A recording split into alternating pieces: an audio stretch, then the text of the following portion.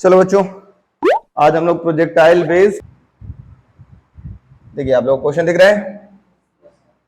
तो हम लोग क्वेश्चन क्या बात करते हैं। क्वेश्चन है,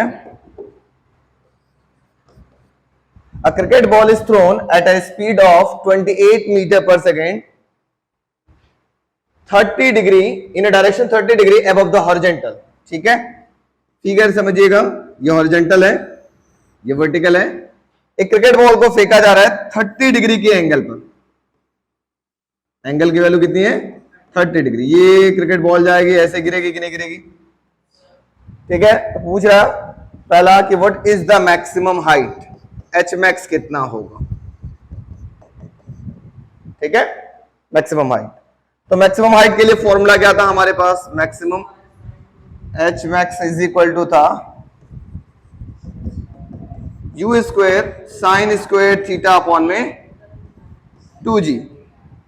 ठीक है, सो एच मैक्स की वैल्यू हो जाएगी मेरे पास, क्वेश्चन में क्या क्या गिवन है, u की वैल्यू आपके पास ऑलरेडी गिवन है 28 मीटर पर सेकेंड, थीटा की वैल्यू 30 डिग्री। तो रख लेते हैं, u की वैल्यू हो गई 28 का whole square into sine square 30 degree whole upon में 2 इंटू, चाहे तो आप 10 भी रख सकते हैं या 9.8 भी रख सकते हैं, तो हम 10 ही रख लेते हैं। सो एच मैक्स की वैल्यू हमारे पास आ जाती है 28 का स्क्वायर करेंगे तो आएगा 28 इंटू 28 और साइन 30 की वैल्यू आएगी लगभग 1/2 इंटू 1/2। तो दोनों से काट लेते हैं, 1/2 से एक बार काटेंगे तो आएगा 14 और एक बार और काट लेंगे तो कितना आएगा 14 अपॉन में 2 इंटू 10। अब थोड़ा सा और काम करते हैं कि इसको 7 टाइम्स काट लेते हैं। ठीक है, तो ये आ जाएगा 7 4 जा 28 और ये आ जाएगा 7 1 जा 7 और 2 9। ठीक है, 9, ये हो जाएगा एच मैक्स की वैल्यू आपके पास कितनी मिल गई? 9.8 मीटर। समझ में आप लोगों को? इसी तरीके से हम लोग बात करते हैं, इसका सेकंड क्वेश्चन की तरफ चलते हैं। नेक्स्ट क्वेश्चन इसका क्या बोल रहा है? The time taken by a ball to return to the same level, मतलब आपको निकालना है टाइम ऑफ फ्लाइट। आपको निकालना है टाइम ऑफ फ्लाइट। तो टाइम ऑफ फ्लाइट का फॉर्मूला होता है, time of flight equal to होता है 2u साइन थीटा अपॉन में g। ठीक है, तो time of flight equal to 2u की वैल्यू कितना गिवन है? 28, u की value 28 into sine 30 degree upon में g की जगह क्या लिख लेता है 10। साइन 30 की वैल्यू होगी 1/2, 1/2 से ये पूरा कैंसिल हो जाएगा। क्या मिलेगा? Time of flight equal to मिला 2.8 सेकेंड। थर्ड क्वेश्चन इसी में आपसे क्या पूछ रहा था? थर्ड क्वेश्चन पूछ रहा था आपसे the distance from the thrower to the point where ball return to the same level.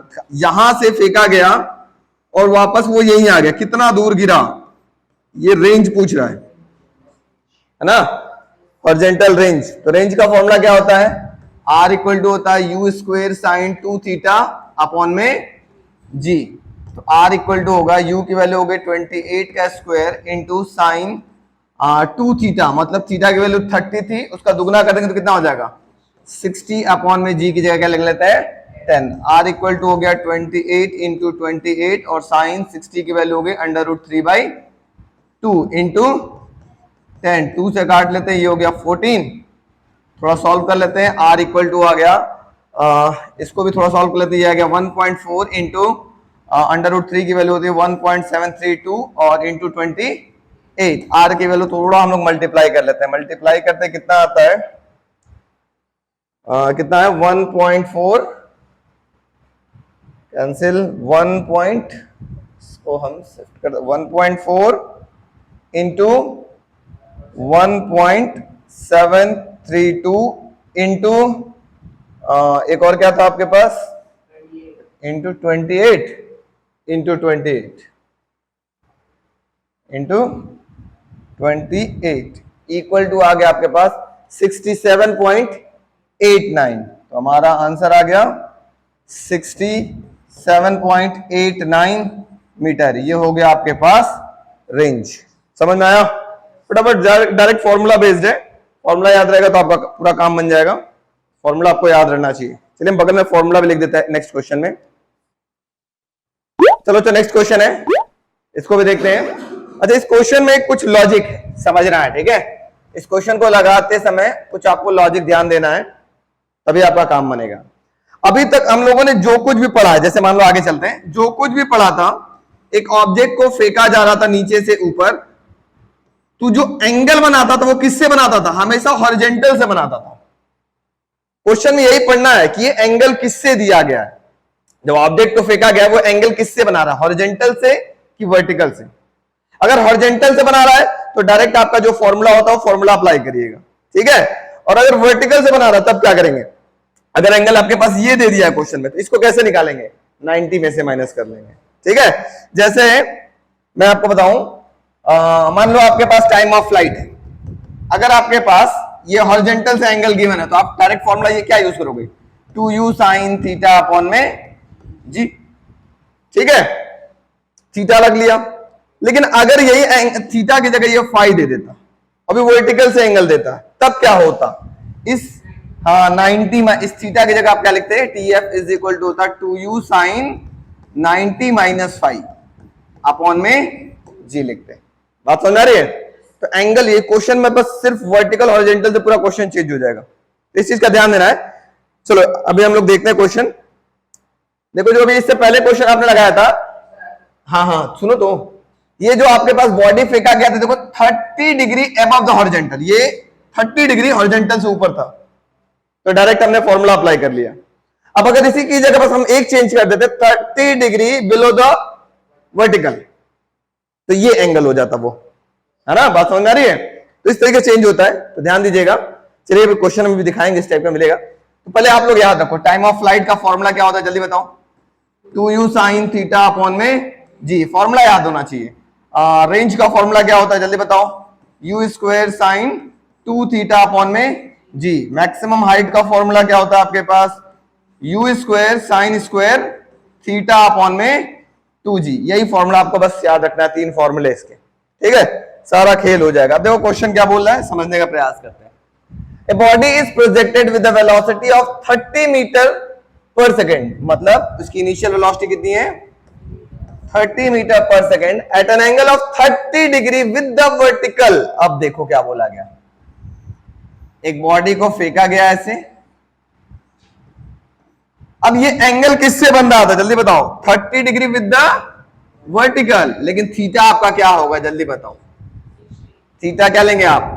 वही 90 minus 30 which is equal to 60 degree. बात समझ आ रही है? ठीक है। फिर क्या पूछ रहा है? फाइंड द मैक्सिमम हाइट, पहला एच मैक्स पूछ रहा है, टाइम ऑफ फ्लाइट TF पूछ रहा है, एंड हॉरिजॉन्टल रेंज R पूछ रहा है निकालने का। तो निकल जाएगा, डायरेक्ट फॉर्मूला पे लगाते हैं। सबसे पहले हम बात कर रहे थे एच मैक्स की बात। एच मैक्स इक्वल टू क्या होगा?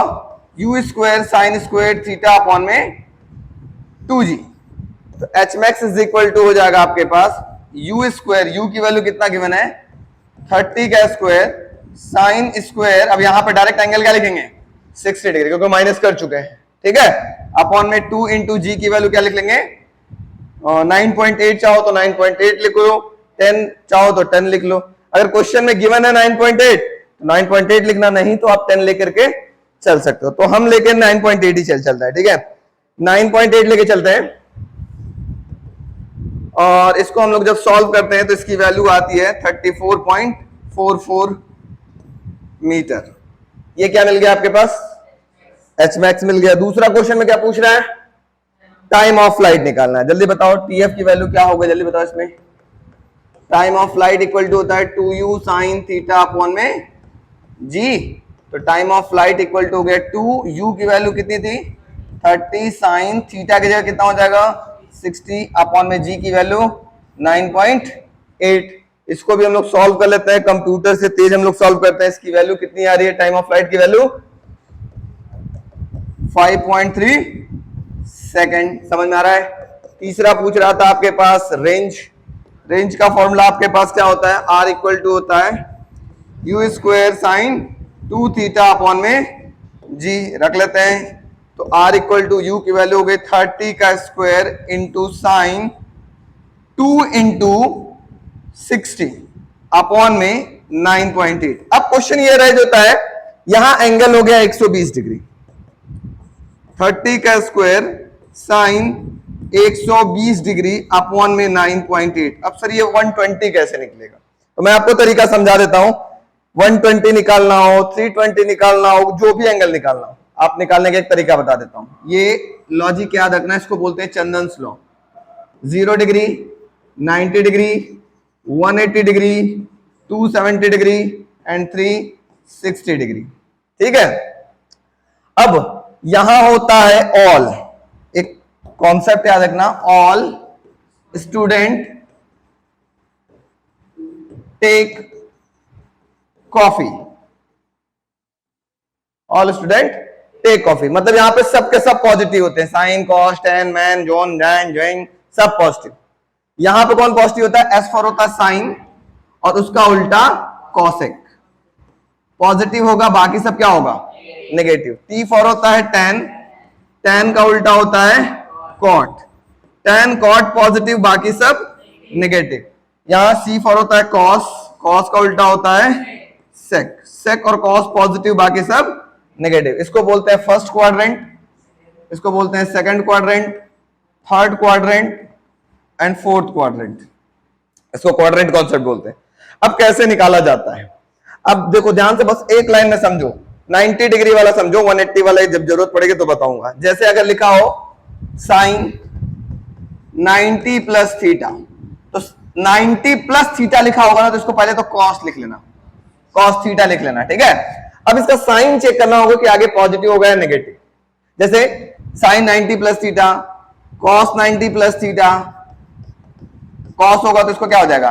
Sign theta. अब लेकिन आगे का चेक करेंगे साइन नेगेटिव होगा कि पॉजिटिव। देखो sine 90 plus theta, cos theta हो गया। अब साइन की वैल्यू चेक करो, 90 प्लस थीटा कहां पड़ेगा? सेकंड क्वाड्रेंट में।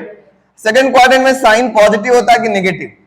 पॉजिटिव। यहां पॉजिटिव साइन लगा दिया गया। ये वाला चेक करेंगे, साइन पॉजिटिव होता है कि नेगेटिव। अगर पॉजिटिव हो तो यहां पॉजिटिव लगा देंगे। उसी तरीके से cos 90 plus theta, sine theta हो गया। अब cos चेक करो, सेकंड क्वाड्रेंट में पॉजिटिव होता है कि नेगेटिव? नेगेटिव, तो नेगेटिव हो जाएगा, माइनस साइन थीटा। ठीक है। अगर मैं बोलूं tan 90 प्लस थीटा है, तो tan किस में चेंज हो जाएगा? cot थीटा में। अब चेक करो सेकंड क्वाड्रेंट में tan पॉजिटिव है कि नेगेटिव? नेगेटिव, तो नेगेटिव हो जाएगा। समझ में आ रहा है? उसी तरह से मैं बोलूं साइन 120 डिग्री लिखा हो, तो इसको हम लिख सकते हैं साइन 90 प्लस 30। तो थीटा की जगह हमारे पास क्या दिख रहा है अब? 30। तो अब इसको हो जाएगा, साइन किस में चेंज हो जाएगा? कॉस में। ये हो जाएगा कॉस 30। अब चेक करो सेकंड क्वाड्रेंट में साइन पॉजिटिव है कि नेगेटिव? पॉजिटिव, तो पॉजिटिव लिख लेंगे। इसका मतलब साइन 120 को हम कॉस 30 लिख सकते हैं, है ना। साइन 120 डिग्री की जो वैल्यू होगी वो कॉस 30 की भी वैल्यू होती है।